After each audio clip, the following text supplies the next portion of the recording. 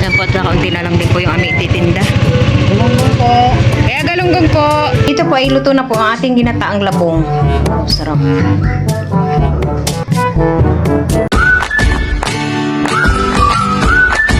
Ayan po at bali po ngayon ay maaga po kami magtitinda ni Tito Ninyo.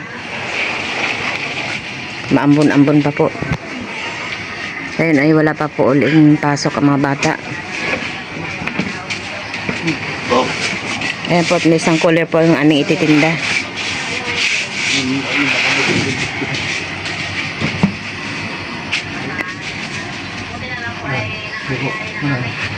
Sige, sige.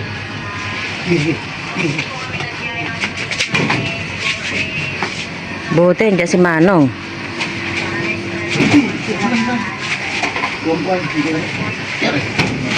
Ayan po at mapapasabak na naman po tayo sa pagtitinda. Dami-dami po yung ating ititinda. Patong sa tukloan. Kayo na kayo. Sa ibal dito nagbawa mo ito ay. Ayun po ni Tito Ninyo ay nagkape lang. Opo, tapos na magkape. Tito Ninyo hindi pa. Kama kape ka na muna para may lakas ka. Ayan po, nagdagdag pa po kami ng bonito. Kahit abutin po kami ng tanghali ay siguro mapapaubos po namin ito.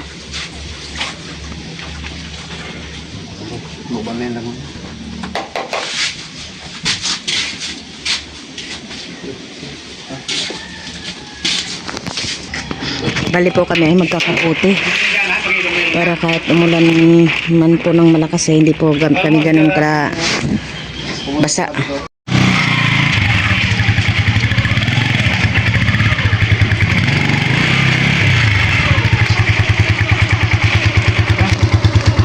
Oops. Saan? Ayos pala. Mayroon po tayong unang customer. 2 kilo, bali magkasama na po yan. Isang presyo lang naman po yung yellow pin at saka yung galunggong.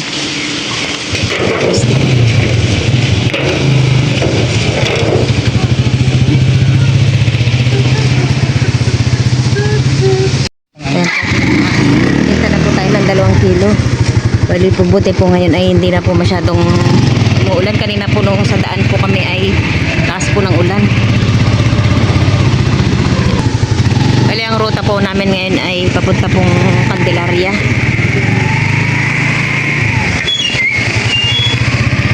Ayun dyan ay buwibili din niya sa atin.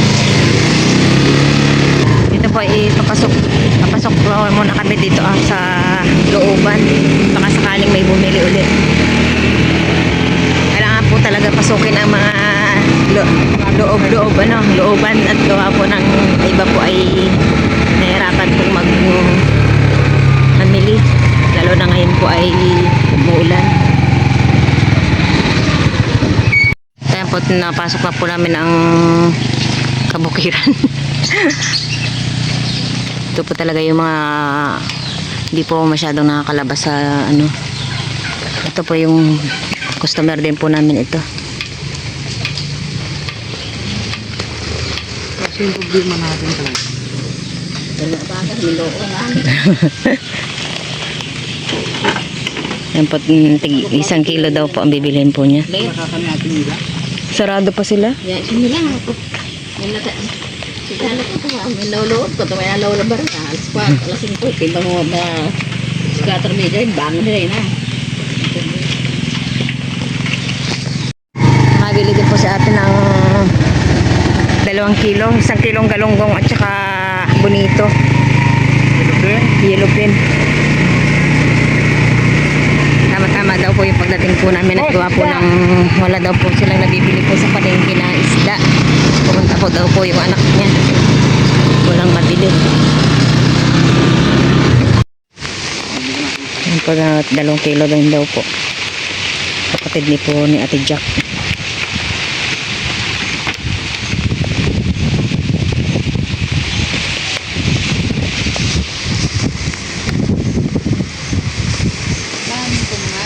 Hintayin na lang po natin yung bayad.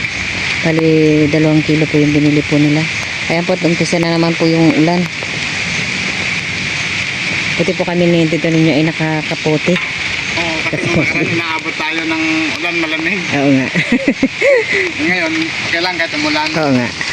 Ayun nga lang yung cellphone pagka babasa. At bibili din po ng 1 kilo dito.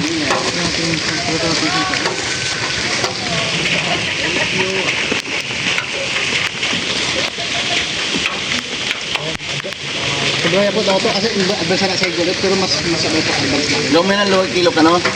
2 kilo. Kala no magpanay-panay abagat. Iya po. Boy. Dalawang magkasunod pa naman na bagyo pa yan padating.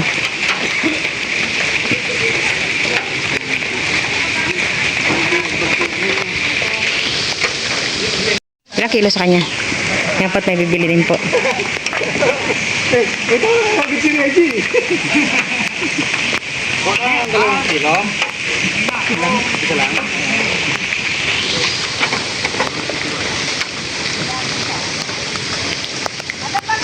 3 hours later.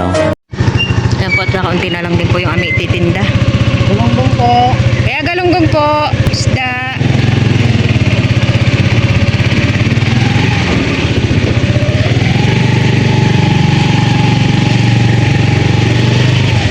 Yan po papasok.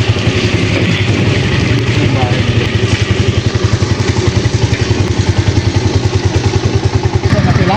Ito nga niyang amoy mo. Nagluluto na sila. Masarap yung ulam nila.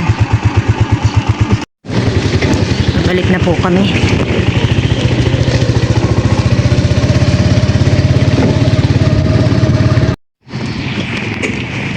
Dapat na ibibili din po ng 4 na kilo. Kalibungan po.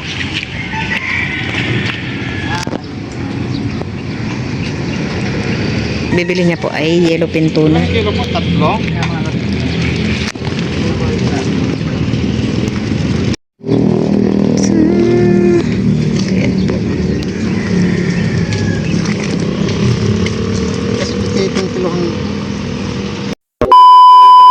Ayan po at dumating na po kami na tito ninyo kanina ay alas 9 po ng umaga.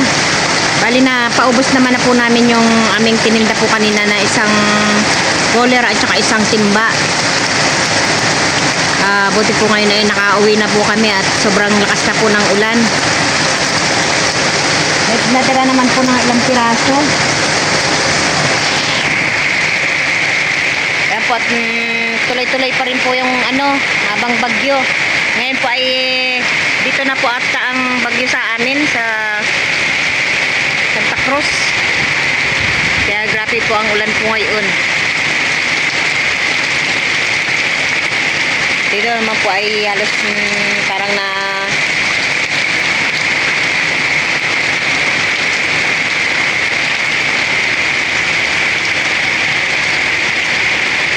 doon po ay pagka nawala naman po yung ulan ay mamaya ay wala na rin po yung tubig dyan. Buti po ay wala pong hangin masyado. Puro ulan lang po talaga.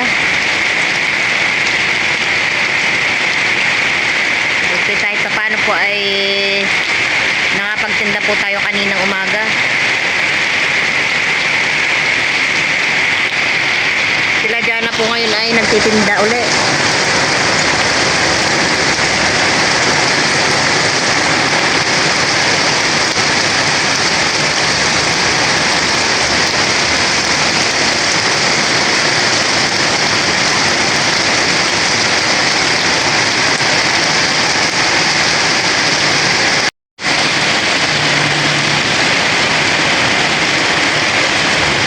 Diretso mo doon.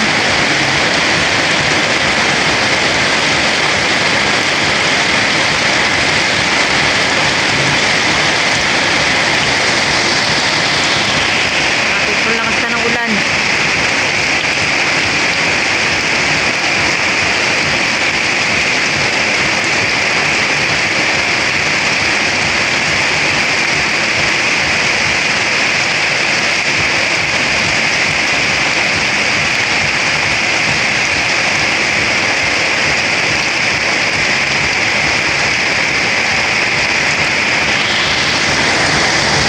Ayan po at buti po at tumigil po yung ulan at sinamantala po namin na pinatambakan ko po kana tito ninyo yung harap po ng bahay at gawa po ng sobra pong tubig na pupunta po doon sa gilid. Kaya po at pinatambakan ko.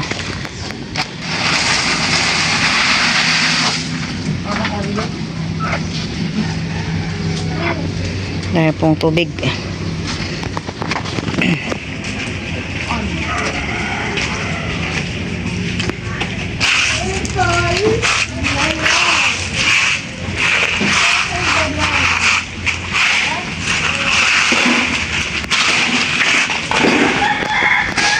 Dali na, ayo, andyan na naman, umpisa na naman yung ulan.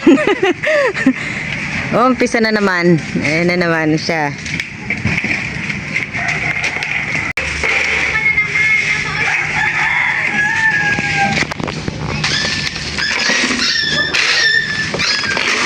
Buti po ay may tira pa pong buhangin po dito sa harap.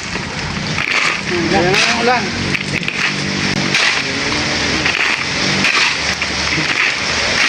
Oh, ulan na, kami na lang ulit. Ayan na, ulit. Ayan naman po ang ulan. Papasok naman po ulit kami sa bahay.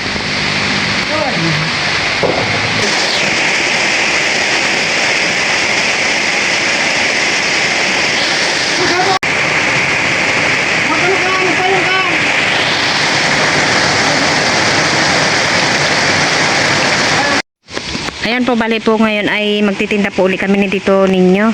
Bali magdadala lang po kami ng isda at kasi napag-isipan din po ni Tito Ninyo, sayang naman gawa ng maaga pa naman po. Bali ang oras po ngayon ay alas 3 po ng hapon. Ay nagdala na rin po kami ng isda at bibili po sana kami ng yelo. Kaya sabi ni Tito Ninyo ay maaga pa naman. Nagtinda daw po muna kami kahit maka 10 kilo lang po kami ngayong hapon. Tama-tama naman po at naulan. Nakakaputi naman po kami ni Tito Ninyo. Yung pong kaninang dala po namin ay naubos po yun. Sa parting Candelaria po namin na paubos. Ngayon ay pupunta, doon naman po kami magruruta po sa papuntang bayan.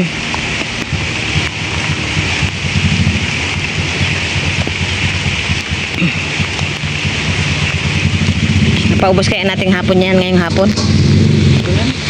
Ha? Ubus yan? Ubos yan. Bakit kanti na lang yan eh, no? Ah, bakit yan? Pumasok na sa loob. Yung hose. Kapunta dyan. Tara. At dito po kami nagruta po sa Bayto. Ayan po at ang ilog po ng Bayto ay grabe yung kataas na. Makatakot na po. Chocolate na. Kailangan po natin may bibili po dito. Nung kailan po nandito po kami naligo. Ayan po yung kulay na po ng ano. Galing na yan, galing yan sa taas. Ito po yung tubig po na ito ay galing bundok. Isda! Dali ko kayo isda! Isda po! Katakot naman. Buti po dito ay may mga riprap na po yung kaya hindi na po delikado.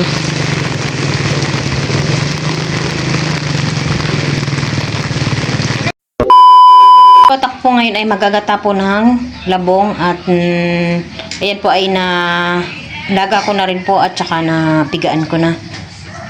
At dito naman po ay meron din po akong pinirito na isdang bonito. Ayan po ay tatanggalin ko na lang po sa tinik para po mailagay po sa ating ginataan. Ito po yung ating isasahog.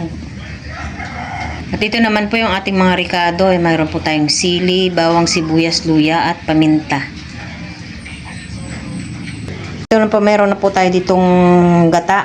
Ayan po at ito po yung unang gata at ito naman po yung huling gata.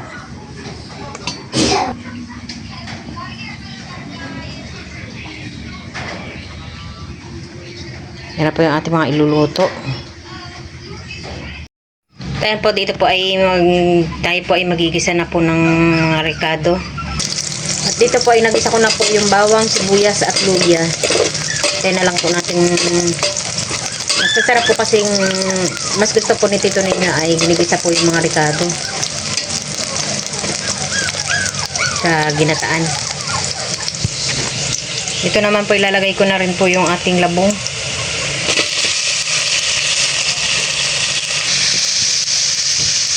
Yan po, nilagay ko na rin po yung labong.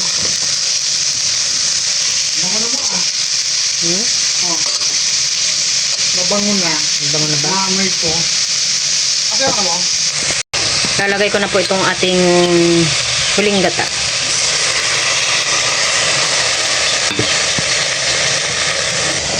Lagay na rin po natin itong ating piniritong isda. Para magsama-sama na sila. At dyan po ay nilagyan ko na rin po yan ng sili at saka paminta. Lalagay na po natin itong ating kakanggata para lumapot ng ating hinataan. At nilagyan ko na rin po pala yan ng ibang pampalasa.